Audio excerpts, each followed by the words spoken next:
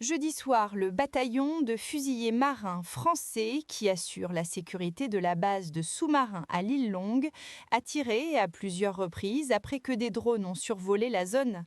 5 drones ont été détectés jeudi au-dessus de la base, qui est adjacente au port de Brest. Une opération de recherche et anti-drone a été lancée. Le bataillon de fusiliers marins, responsable de la protection de la base, a tiré à plusieurs reprises.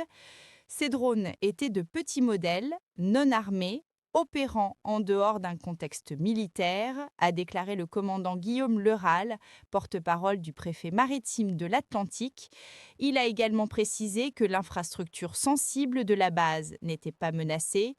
Selon lui, les mesures de sécurité ont parfaitement fonctionné et ce responsable des vols avait clairement l'intention d'alerter le public.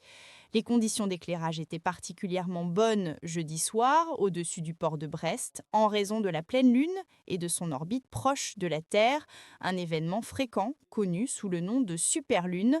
Pourquoi ce site est-il considéré comme sensible?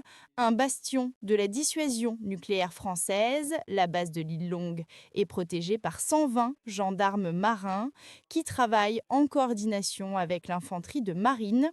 La base assure la maintenance des 4 sous-marins nucléaires lanceurs d'engins de la France, dont au moins un est en permanence en mer pour garantir la dissuasion nucléaire.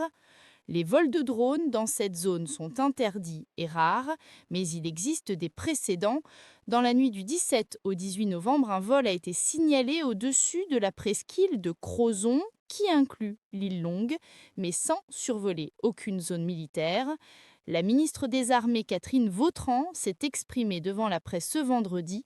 Selon le ministère des Armées, elle indique qu'une enquête est en cours.